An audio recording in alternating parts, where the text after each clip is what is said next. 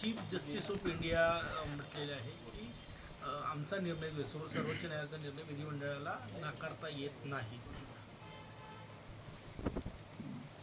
Schedule 10 प्रमाणे जे अधिकार आहेत ते स्पीकरचे अधिकार आहेत आणि ते त्या कायद्याच्या चाकुरीमध्ये नसेल. या शेड्यूल 10च्या जे घटनात्मक जी काही व्यवस्था आहे त्या तरतुदीनुसार निर्णय स्पीकरचा नसेल तर संविधानिक व्यवस्थेचं रक्षण करणं जसं लोकप्रतिनिधी व्यवस्थेचं आहे, शासकीय व्यवस्थेचं आहे, तसं सर्वोच्च न्यायालयाचे सुद्धा आहे. आणि त्या त्रुट्या त्याच्यामध्ये असेल तर त्या त्रुटी क्लिअर करून त्या प्रकारे सर्वोच्च न्यायालय निर्णय देऊ शकतात. चीफ जस्टिस ऑफ इंडियाने जे काही स्टेटमेंट केलेलं आहे त्याच्यामध्ये काही चुकीचं नाही आहे. शेवटी जो सभागृहाच्या आतमधला अधिकार आणि न्यायालयाचा अधिकार यामध्ये एक मध्यंतरी ज्या प्रकारे चर्चा रंगली होती की कायद्यामध्ये कुठेतरी जो एक ब्लॅक एरा दिसतो आपल्याला. नाही, मी याला म्हणून स्पष्टीकरण त्याच्यातलं हेच दिलेलं आहे की विधिमंडळालाही सुद्धा जे अधिकार मिळाले ते संविधानाच्याच आधारावर मिळालेले आहेत, ते काही वेगळे नाही आहेत. संविधानाच्या चाकुरीत राहूनच सगळ्यांना काम करावं लागतं. पण पदाचा सत्तेचा दुरुपयोग जिथं होतो तिथं लगाम लावण्याचं काम माननीय न्यायालयाचं असतं आणि माननीय चीफ जस्टिस ऑफ इंडियाने जे काही स्टेटमेंट केलं ते त्याच चाकुरीमध्ये राहून केलेलं आहे. त्याच्यामुळे ते वेगळं आहे असं मला वाटत नाही. कुठेतरी ओबीसी मध्ये एक खतखत पाहायला मिळत आहे की मराठा समाजामधले जे कुणबी नोंदी सापडत आहे वंशावळीमुळे ते जरी नोंदी कमी असल्या तरी त्यांचे आता आकडे खूप वाढणार आहे ओबीसी मध्ये समावेशाचे. एक कुठंतरी चुकीचा एक मोमेंट टाकली जाते आहे. कारण की मी स्वतः मराठवाड्यात गेलो, त्या ठिकाणी मी पाहिलं की कुणबी कम्युनिटीची लोक त्या ठिकाणी मोठ्या प्रमाणात आहेत, पण त्यांना अजूनपर्यंत ओबीसीच्या आरक्षणाचे फायदे मिळाले नाहीत. त्यांना ओबीसीचं प्रमाणपत्र मिळत नाही. ती भूमिका मी विधानसभा अध्यक्ष असताना सरकारला सांगितली की याच्यामध्ये स्वतः बॅकवर्ड जे आमचा आयोग आहे त्याचे त्यांना नेमून, त्यावेळेस बॅकवर्ड आयोग नव्हतं, ते नेमून तातडीनं या कुणबी समाजाच्या लोकांना ओबीसीचे प्रमाणपत्र देण्याच्या बाबतची भूमिका सरकारने करावी अशा सूचना मी दिलेल्या होत्या.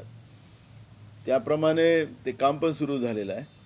पण आता या सगळ्या मराठा आरक्षणाच्या याच्यामध्ये ज्यावेळेस काही हे जे जस्टिस शिंदे समिती ज्यावेळेस गेली त्यावेळेस त्यांना यासुद्धा पद्धतीच्या नोंदी त्या ठिकाणी आढळल्यात आणि त्या आधारावरच त्या ठिकाणी ह्या कुणबी ज्या कम्युनिटीज आहेत त्यांची प्रमाणपत्र आपल्याला त्यांच्या ज्या जाती पुढे येतात आहेत हे त्याच्यातलं स्पष्ट आहे.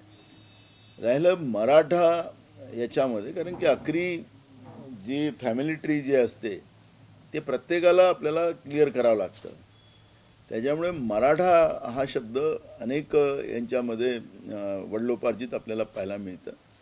आणि मराठा आरक्षण हा जो विषय आहे त्याला खऱ्या अर्थानं आम्ही वारंवार सांगतो आहे की जनगणना हीच त्याच्यातली महत्त्वाची गोष्ट आहे. आणि त्या पद्धतीचं राज्य सरकारने, विशेष करून केंद्र सरकारने ज्या जनगणना थांबवून ठेवलेल्या आहेत आणि त्या जनगणनेच्याच माध्यमातून आपल्याला याच्यातला मार्ग काढता येतो आणि त्याच्यातून जो 50%चं जे सिलिंग दिलेलं आहे ते सिलिंग आपल्याला तोडता येतं. पण जिथपर्यंत जनगणना होणार नाही आणि केंद्र सरकार 50%चं सिलिंग काढणार नाही तिथपर्यंत अनेक मराठा समाजाला त्या ठिकाणी आरक्षण मिळण्याला अडचणी निर्माण होऊ शकतात असं आमचं मत आहे. त्यामुळे हे जे काही आकडे आपल्याला आता पुढे येतात आहेत ते आकडे ओरिजिनल कुणबी समाजाचे जे आहेत ते आहेत, त्याला त्याला वेगळा वाद निर्माण करायचं काही कारण नाही आहे. आणि मराठा आरक्षणालाही काँग्रेसचा विरोध नाही, पण हे जे 50%चं सिलिंग आहे ते दूर करूनच त्या ठिकाणी आरक्षणाची व्यवस्था सरकारने करावी. आणि परवा सरकारने सुद्धा ते मान्य केलेलं आहे सर्वपक्षीय मीटिंगमध्ये. आणि काँग्रेसची भूमिका तीच आहे. अजित पवारांच्या आईनं म्हटलं आहे की माझ्या डोळ्यात देखत मला मुख्यमंत्री व्हावा. प्रत्येक आईला वाटतं आपल्या पोरगाने मुख्यमंत्री व्हावं राजकारणाचं, त्यामुळे काय चुकीचं काय. एल्विश यादव जो आहे त्याच्या ड्रग्स प्रकरणावर मोठं राजकारण रंगलं आहे. आपण पाहिलं असेल की महाराष्ट्रातले उद्योग गुजरातला पाठवल्याने गुजरातलं ड्रग महाराष्ट्रात आणण्याचं काम या ट्रिपल इंजिनच्या सरकारने केलेलं आहे. एलिश यादव हे सापापासून विष तयार करणारं हे व्यक्तिमत्व आहे. त्यांच्यावर अनेक गुन्हे दाखल झालेले आहेत. पण राज्याच्या मुख्यमंत्र्याबरोबर आरती ओवाळत असताना त्याचा फोटो बाहेर येणं म्हणजेच राज्यातलं ट्रिपल इंजिनचं सरकार, BJP प्रणित सरकार महाराष्ट्राला ड्रग्सच्या विळख्यात आणताय का? आणि आणताय काय आज एवढाच प्रश्न नाही की या राज्याला ड्रग्सच्या विळख्यात आणण्याचं काम पाप महाराष्ट्रातल्या BJP प्रणित एड्याच्या सरकारने केलेलं आहे. आणि सातत्यानं नाशिक असो की अनेक भागामध्ये ड्रग्सचं प्रमाण मोठ्या प्रमाणात पाहायला मिळालेलं आहे. ललित पाटलाला ज्या पद्धतीनं सरकारी व्यवस्थेने मदत केलेली आहे ते पण आम्ही आरोप नाही, ती वस्तुस्थिती मांडली. ललित पाटलांनी त्या पद्धतीची भूमिकासुद्धा मांडली की मला कोणी पळवून लावलेलं होतं, मला ह्या सवलती कोण देतात आहेत, त्याचं पण बयान आलेलं आहे. त्यामुळे महाराष्ट्रातलं हे सरकार लेविश यादवपर्यंतच नाहीत, ललित पाटलापर्यंतच नाही, यांची पाळ्यामुळे घडलेली आहे.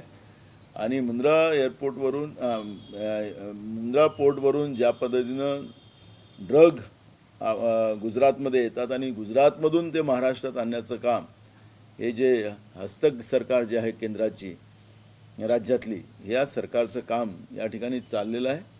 महाराष्ट्र शाहू फुले आंबेडकरांचा महाराष्ट्र हे संपवण्याचं पाप BJP करते आहे आणि ही वस्तुस्थिती लोकांच्या समोर आलेली आहे.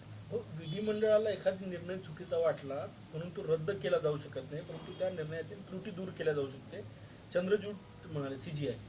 बरोबर आहे ना, मी तुम्हाला सांगितलं की विधिमंडळाने कायद्याच्या आणि घटनात्मक चाकोरीमध्येच राहून हे काम करण्याचा अधिकार आहे, त्याला नाही आहे असं कुठं म्हटलं मी.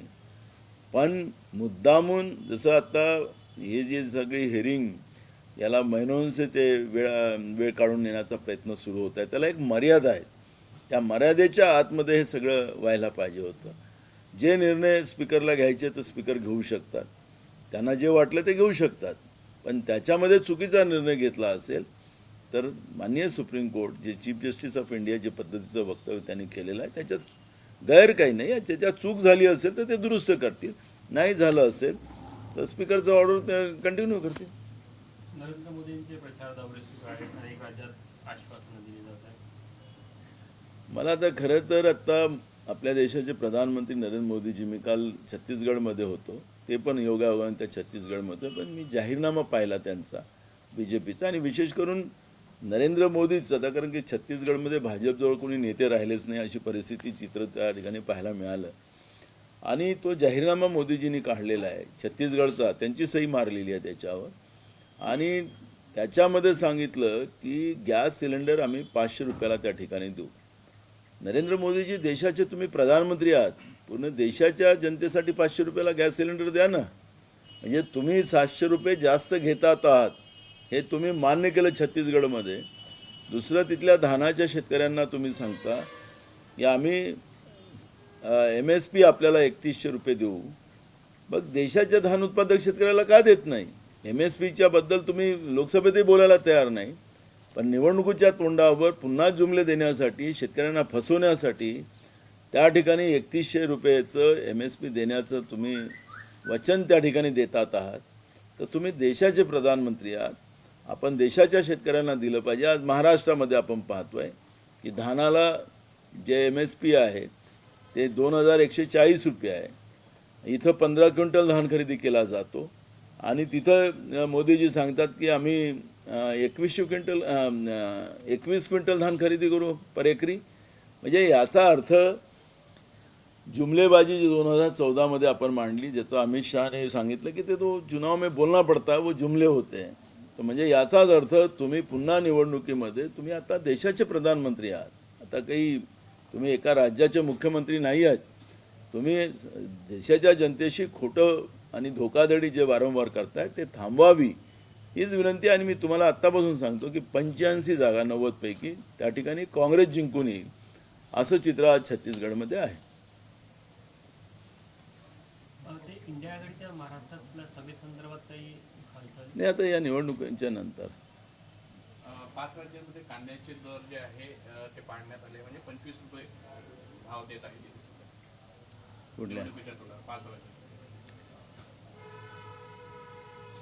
महागाई किती लपवली तरी लपली जाऊ शकत नाही, कारण की प्रत्येक क्षेत्रामध्ये ज्या पद्धतीने महागाई आणि बेरोजगारी जी आहे ते आपण पाहतोय. महाराष्ट्रामध्ये सध्या BJPचे प्रदेशाध्यक्ष फिरतात आहे आणि त्या दंडाच्या समोर जेव्हा महिला येतात ते म्हणतात की अब मोदी नाही, अब महंगाई नाही चलेंगे. तर हे आपण पाहतोय. त्याच्यामुळे त्यांच्या प्रदेशाध्यक्षासमोरच जनता या ठिकाणी सांगते आहे की आता महागाई आम्हाला आणि मोदीही नको, अशा पद्धतीचं चित्र आज आपण पाहतोय. तर पूर्ण राज्यामध्ये तेच परिस्थिती आहे. मोदींनी कृत्रिम महागाई या देशामध्ये वाढवलेली आहे, हे स्पष्ट झालेलं आहे. 80 कोटी जनतेला पुन्हा 5 वर्षासाठी रेशनचं धान्य देणार असल्याचं असंही काल पीएमने घोषणा केली. तो एक जुमलाच आहे. आपण पाहिलं असेल की स्वतः नरेंद्र मोदीजी सांगतात की या देशामध्ये आता गरिबी राहिलेली नाही. मग आता या देशाची लोकसंख्या 140 कोटी आहे. 140 कोटीपैकी 80 कोटी लोकांना हे मोफत धान्य देण्याचं यांनी मान्य केलेलं आहे.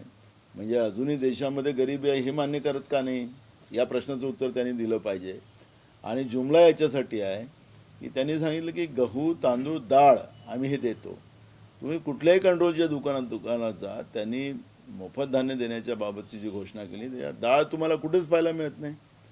हे जुमलेबाज जे पणा आहे ते यांनी थांबवावं. काँग्रेसच्या काळामध्ये रॉकेलचं तेल मिळत होतं, रवा मिळत होता, साखर मिळत होती, डाळ मिळत होता, डालडा मिळत होता. यांनी चालू करावं ना, त्याला कोणी थांबवलेलं आहे त्या लोकांना. पण यांनी या पद्धतीची जुमलेबाजी करू नये एवढंच आमचं म्हणणं आहे. भास्कर जाधवांनी टिप्पणी केली आहे, महाविकास आघाडी जागेचा वाटाचा जो फॉर्म्युला आहे तो ठरला आहे. त्याचे जेवढे खासदार निवडून आले होते लोकसभेचा फॉर्म्युला, तर त्यांना ते जागा राहते आणि उर्वरित जे 25 जागा आहेत त्या संदर्भात वाटणी कशी करायची यावर चर्चा करा असं त्यांनी स्पष्ट बोललेलं आहे. ते आमच्या कमिटीत नाही आहे, त्याच्यामुळे त्यांना माहिती नसेल. त्यामुळे जेव्हा पिक्चर जेव्हा समोर येईल त्यावेळेस त्यांना कळेल.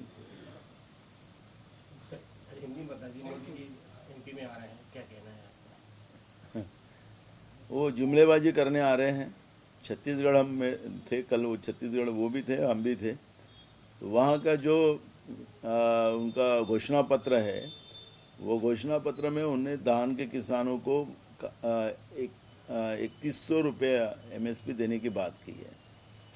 तो हम सवाल करते हैं मोदी जी को कि आप देश के प्रधानमंत्री हैं, तो देश के प्रधानमंत्री होने की वजह से आप देश के धान उत्पादक किसान को 3100 रुपये MSP दीजिए. छत्तीसगढ़ में चुनाव है इसलिए वहाँ पर धान के किसान को 3100 रुपये की बात कर रहे हो. आप गैस सिलेंडर वहाँ 500 रुपये में देने की बात कर रहे हो. आज 1200 रुपये का गैस सिलेंडर आप 700 रुपये ज़्यादा ले रहे हो.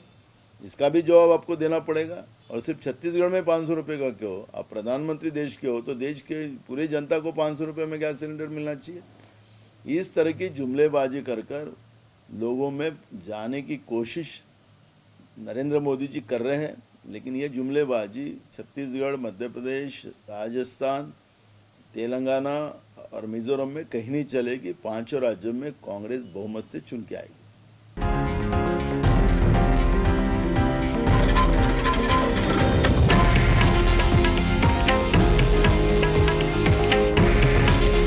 हे आहे देशातील नंबर 1 न्यूज नेटवर्क आणि आपण पाहत आहात TV9 मराठी.